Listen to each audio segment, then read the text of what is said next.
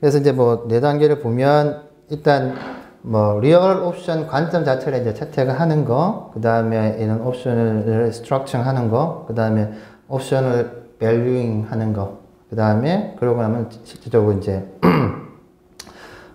적용해서 하는 것. 이게 방금 밑에 표는 아까 말씀드렸던 그런 내용들이고요.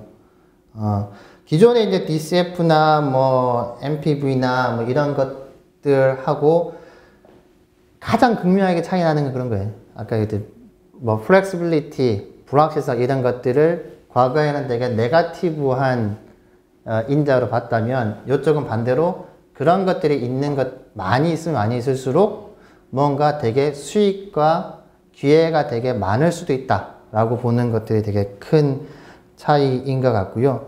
그 다음에 과거의 DCF 같은 경우는 뭐 숫자 딱 나오면 이렇게 정확히 계산하는 식이 있고 회사가 생각하는 내부적인 요구 수익률이 있고 그거에 대해 의사결정을 빡 하면 되는 건데 이거는 어떤 중간중간 상황에 이렇게 들어오는 데이터와 정보와 그에 따라서 의사결정자들의 판단에 대해서 다양한 루트와 패스로 변경이 된다는 그런 차이점이 좀 있습니다. 아까 말씀드렸듯이 뭐 유통, R&D, 생산, 설비, 투자, 제품, 상업 이런 것들을 예전에는 하나의 일관되게 패스로 해서 이 전체에서 크게 무리가 없어 우리가 사업을 진행하냐 마냐라고 했다면 지금 이것들을 다 최대한 세부적으로 쪼개서 하는 거고요. 다음 페이지로 보면 이런 게 있습니다. 예를 들어서 우리가 어떤 비즈니스를 쫙 진행하는데 실패할 확률이 높아요. 근데 확률은 되게 낮지만 성공을 할 경우는 되게 높은 수익률이 나와요. 그런 비즈니스가 있을 수 있지 않습니까? 그런데 또 어떤 거를 바꿨을 때는 예를 들면 아까처럼 유통이 우리가 부족한데 오케이 그럼 우리가 유통 조직을 새로 만들어서 한번 롯데랑 붙자 라고 했을 때 이게 그냥 얼핏 생각하기에 잘 되면 남한테 안 떼주는 돈이 있으니까 우리가 수익률이 되게 높을 거고 대신 이게 처음 조직 세팅하는 거니까 아예 실패를 할 수도 있죠. 유통에서 박살이 날 수도 있지 않습니까? 이런 것들이 있는 거죠. 그러면 유통 빼고 나머지는 우리가 인하우스로 하고 요 부분을 예를 들면 뭐 얘가 들려주는 쿠팡이랑 손을 잡고 해보자. 예를 들어서 이렇게 했을 때는 수익률이 좀 낮아지고 실패는 좀 줄어들고 이런 다양한 케이스들이 나올 수 있을 거지 않습니까? 그죠? 이런 것들을 보고 의사결정자들이 판단을 하는 거죠. 예전에는 그냥 심플하게 우리 뭐 리스크 없고 수익률 제일 많은 게 대빵 뭐 이제 아니면 리스크 좀 덜하고 뭐 이런 식의 결정을 했다면 상당히 다양한 케이스와 상황들을 어떤 이렇게 파트별로 다 쪼개가지고 그것마다의 옵션들이 있다는 이제 그런 개념의 이론이라고 좀 보시면 될 것 같습니다. 그럼 이제 이런 그 리얼 옵션에 인해서 나타날 수 있는 이유의 밸류를 하는 거는 크게 세 가지가 있을 수 있겠는데 미래의 잠재적 이익은 그러니까 실제로 이거 비즈니스 잘해갖고 이렇게 돈 버는 돈에 대한 밸류잉을 할 수 있겠죠. 파이낸셜한 리턴. 근데 기업 입장에서는 항상 파이낸셜한 리턴만을 갖고 의사결정하지는 않거든요. 예를 들면 어떤 투자들을 진행할 때 얘가 될런지는 모르겠지만 제가 예전에 이제 뭐 LG 관련된 벤처 캐피탈에서 근무를 했었는데 이제 거기서는 이제 어떤 펀드가 운영이 되냐면 LG 전자하고 하는 전략적 펀드가 운영이 되고 있어요. 전략적 펀드가 운영이 되는데 예를 들어서 LG 핸드폰에 뭔가 되게 심미적으로 되게 이쁜 무슨 테이프를 하나 붙인다고 쳐요. 이렇게 뭐 카메라 옆에 다 이렇게 뭐 빗살 무늬의 어떤 뭐 이게 있고 없고가 약간 느낌이 되게 다른. 근데 이거를 국내에서 예를 들어서 A라는 회사밖에 못 만들어. A라는 회사밖에는. 근데 A라는 회사가 LG 핸드폰 100만 개를 소화하려면 지금보다 한 10억 정도 투자해서 캐파를 늘려야 돼. 예를 들어서. 근데 10억을 투자해서 캐파 늘리는 건 좋은데 그래갖고 다 해봐야 100만 개 파는 거예요. 이게 테이프 100만 개. 회사 매출은 예를 들어서 50억. 끝. 50억 더 이상 안 나와요. 예를 들어서. 그러면 저희 같은 파이낸셜 캐피탈 게인을 원하는 사람들은 투자를 못 한다고 해요. 상장도 안 되고 아무것도 안 되고 하니까. 근데 LG전자 펀드에서는 투자를 하라고 하는 거예요. 자, 그럼 LG전자 펀드에서 그게 투자하면 그렇게 투자한 10억은 날아가는 거예요. 그게 투자한 파이낸셜 10억은. 그러나 그걸로 인해서 LG 핸드폰은 예를 들어서 100만 개 팔았으면 LG전자 전체적으로는 이익이 더 생길 수 있는 거잖아요. 그죠? 그거 아니면 예를 들면 10만 개밖에 못 팔았을 텐데 그거 이뻐갖고 100만 개 팔았다. 그리고 LG전자가 한 돈 빼고 이익이 났다. 이러면 LG전자 의사결정할 수 있는 거죠. 그죠? 그래서 이제 이게 물론 이제 전체적으로 지금 설명은 전체적으로 파이낸셜 리턴에 대한 설명이지만 요 10억만 갖고 봤을 때는 꼭 이 파이낸셜 리턴에 대한 게 아니고 되게 스트래티지한 리턴도 고려할 수 있는 의사결정이라는 거예요. 기술금융에 있어서. 또 하나는 내가 저기 투자하고 그 돈은 날리지만 그로 인해서 뭔가 우리 회사가 갖고 있지 못한 기술적인 날리지를 얻을 수 있다? 투자할 수 있는 거예요. 충분히 의사결정할 수 있는 거죠. 바이오 회사 같은 데서 많이 그렇게 하죠. 특허 사오고 이렇게 하는 것처럼. 뭐 이런 것들을 충분히 이제 밸류에이션 할 수 있는 거다. 근데 이제 밑에 두 가지 정도는 사실 정성적인 부분들이 되게 많기 때문에 그래도 회사한테 보고하거나 할 때는 첫 번째 갖고 많이 보고를 하는 거죠. 그래도 돈은 번다 이렇게 해줘야 되니까. 예. 돈을 버는데 요러한 효과까지 있습니다. 이렇게 얘기를 많이 하죠. 이런 리얼로션 평가하는 방법은 세 가지가 있다고 합니다. 저도 뭐 기술 금융 일로 하는 거 전공을 하지 않는데 협의가 재밌어가지고 박사한테 저걸 갖고 좀 해볼까 싶긴 한데 일단 파이낸셜 모델, 뭐 디시전 애널리시스, threshold 어세스먼트 이런 것들이 있는데 파이낸셜 모델은 기존에 있는 DCF에다가 확률적인 게 좀 많이 들어갔다고 보시면 돼요. 저도 이제 그 정도 좀 수업하려고 그 정도만 이렇게 좀 스케치하고 왔는데 그러니까 기존의 DCF에서 확률적인 부분을 좀 많이 넣어서 약간 리얼 옵션처럼 보이게 하는 뭐 이런 좀 그 파이낸셜한 거는 좀 데이터를 쓰는 것 같고요. 디시전 애널리시스는 뭐 아까 얘기했듯이 경영자가 이렇게 프로세스별로 계속해서 디시전 하는 거예요. 계속해서 모니터링하고 디시전하고 이렇게 하는 거고 마지막 부분 같은 경우는 예를 들면 회사가 갖고 있는 일단 기본적인 요구 수익률이라는 게 있지 않습니까? 예를 들어서 이 문턱의 수익률을 넘어야 되는. 근데 이제 우리가 뭐 하다 보면 그게 안 넘을 수도 있는.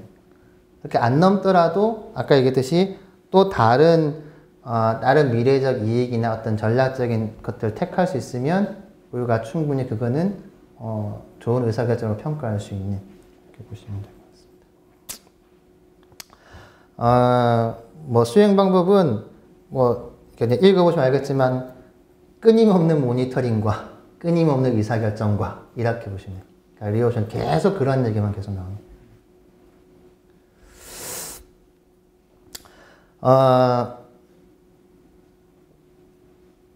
기존에 원래 있던 회사들이 뭐 그냥 상식적으로 생각하시기에 아무래도 막 창업한 회사들보다는 자금 조달이 되게 쉽겠죠. 뭐 기존적인 네트워크도 있고 뭐 주거래 은행도 있을 거고 그리고 이제 내부 자금에 의존하는 회사는 외부 자금에 의존하는 회사보다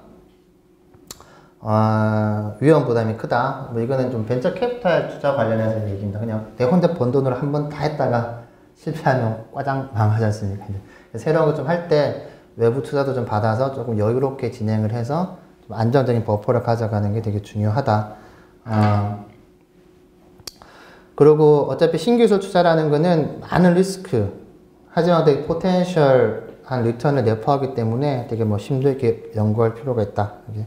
제가 아무래도 학교에서 강의하는 것은 이렇게 논문 같은 걸 많이 이렇게 해서, 뭐 그런 내용들을, 과거 논문들에 있는 내용들을 많이 넣었습니다.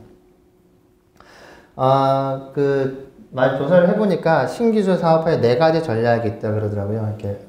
리얼 옵션 아까 얘기했듯이 노바티스 같은 제약회사들이 신약들을 개발할 때 여러 가지 후보 물질들을 패러럴하게 쭉 진행되면서 하나씩 떨어뜨리면서 최종적인 것들을 마지막에 몰빵해서 이렇게 승부를 보는 이런 방식이고 에쿼티 카브아웃이 뭐냐면 뭐 굳이 해석을 하면 자회사 공개 뭐 이런 것들이에요. 이제 저게 뭐냐면 SK 가스 때도 저런 게 있었는데 기존의 전통 비즈니스 자기가 해오던 비즈니스가 있고 새로운 신사업이 있는데 신사업이 되게 잘 돼요. 뭔가 되게 포텐셜이 커요. 그래서 외부에 투자를 받으려고 하는데 외부 투자자들이 나는 새로운 저거만 투자하고 싶어.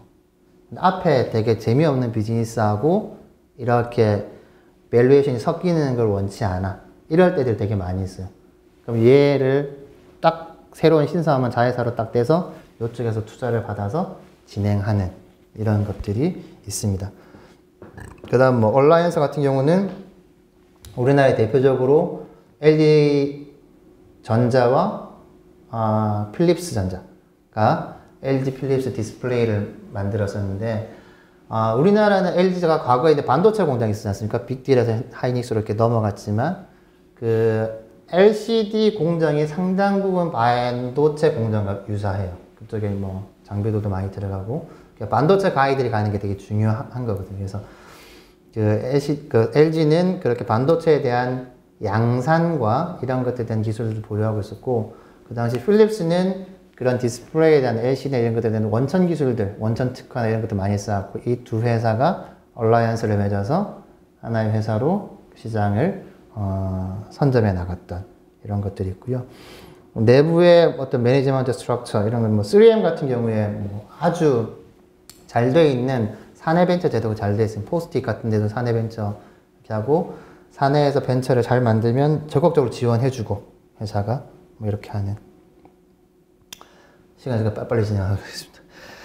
그 기술금융 유형을 보면 조달하는 방식에서 직접적으로 회사가 조달하느냐 간접적으로 조달하느냐. 뭐 직접적으로 회사가 자기 회사의 주식을 팔아서 증자를 통하거나 회사채를 발행해서 바로 돈을 땡기는, 아니면 반대로 은행이나 금융기관의 대출 등을 통해서 간접 조달하는 이런 것들로 직접 금융과 간접 금융을 나누고요.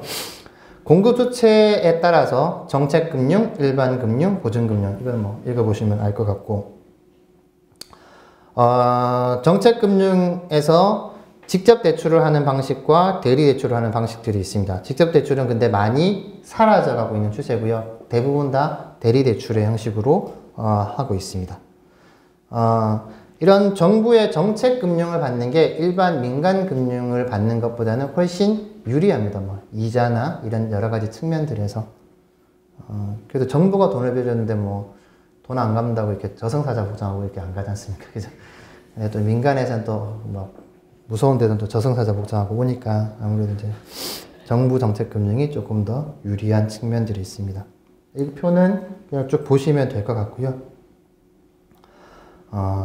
이 표들도 뭐 이렇게 정부의 중소기업에 대한 정책 자금 현황들이 이러이러한 현황들이 있습니다. 제가 나중에 과제가 이런 것들인데 이것들을 보시면서 미리 잠깐 언급을 하자면 지금 초반부터 기술사업 관리해서 해당 기업들에서 쭉 해오고 있지 않습니까? 그래서 그런 것들을 감안했을 때 향후에 우리가 자금 조달을 하려면 어떤 방식으로 어떠한 자금을 어떻게 하면 좋을지를 이렇게 설계하는 게 숙제거든요. 그래서 만약에 내가 일부분 정부 정책장을 받겠다면 이런 것들 중에서 우리랑 되게 맞는 것들 선택하고 내가 이런 식의 어프로치를 하고 그것들을 실질적으로 지금 우리나라의 현재 상황에서 한번 해보세요. 기간이 끝났을 수도 있고 예를 들면 예산이 아직 남아있을 수도 있고 이런 것들 감안해서 과제를 하시면 될 것 같습니다.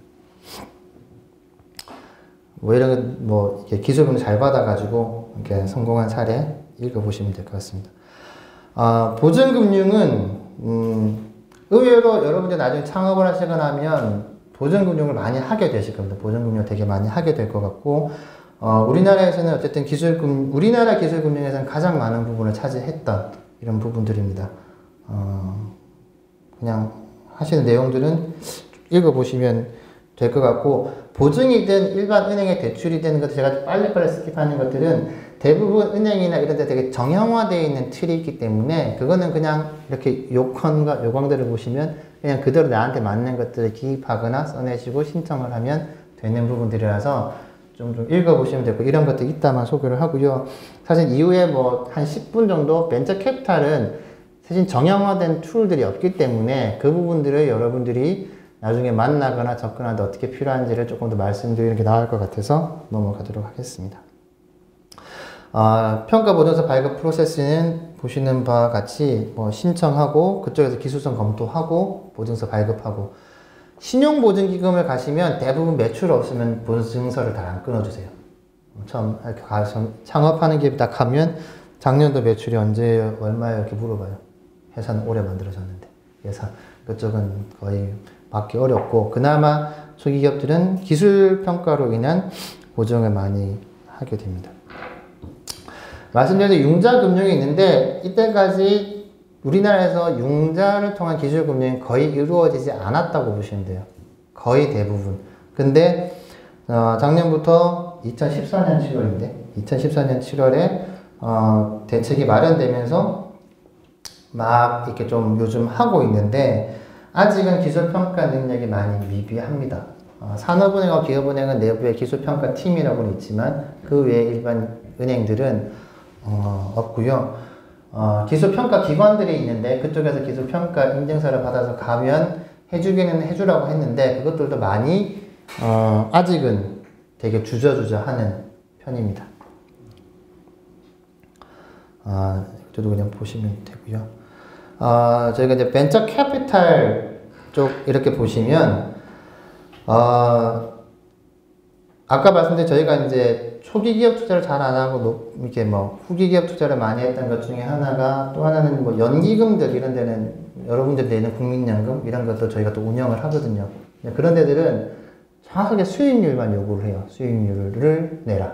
이렇게. 그렇기 때문에 저희가 조금은 안정적인 부분으로 가려는 경향들이 있는 부분들이 있고요. 반면에 아까 요즈마 펀드를 벤치마킹 했다는 한국벤처투자는 거의 대부분 저희한테 주는 돈은 정책적 자금이라서 이런 초기 기업 투자를 해라라는 용도로 많이 주고 있어요.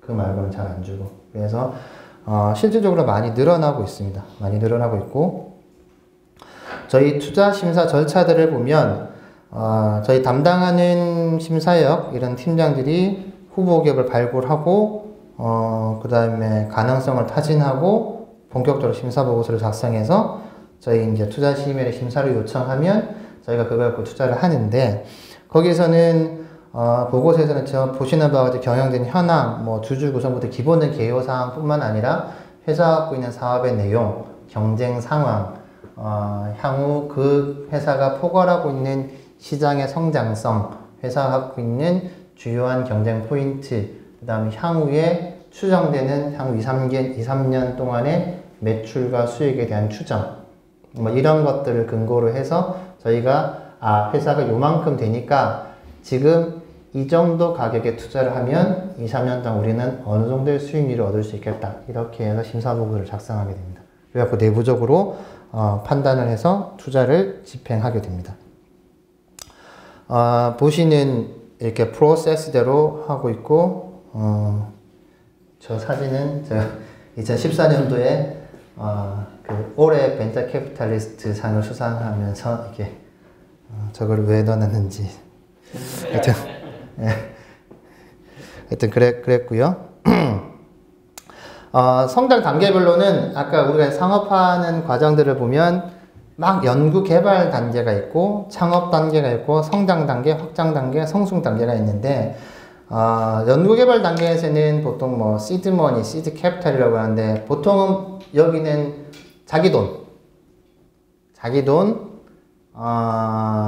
그 다음에 그 3F 돈이라고 하거든요. 3F가 뭔지 아세요? 3F? 3F가 뭘 것 같아요? 패밀리. 예? 예, 친구, 프렌드. foolish. 멍청한 사람 돈까지 이렇게 해서. 하여튼, 그렇다고 하더라고요. 예, 하여튼, 그런 초기에 그런 자금, 정부의 정책 개발 자금, 이런 것들을 보통 초반에 많이 합니다. 그리고 창업 단계에는 저희 같은 이제 벤처 캐피탈, 그리고 이제 요즘은 정책 자금들은 창업 단계보다 성장 단계가 좀 많이 있어요. 옛날에 뭐 1억씩 주는 정책 자금도 있고 5억씩, 10억씩 주는 이런 것들이 있으니까 그런 것들이 있고요.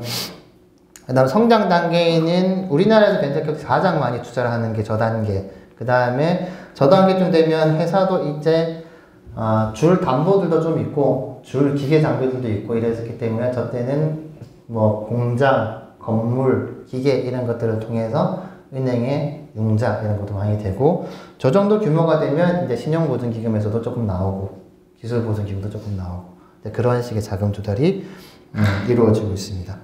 그 다음에 확장 단계에서는 실제로 뭐 상장을 하면서 대규모 자금을 이렇게 조달해서 비즈니스를 확장할 수도 있고요. 예, 그런 것들이 있습니다. 그러니까 여러분들이 지금 맡고 계신 회사가 아마 대부분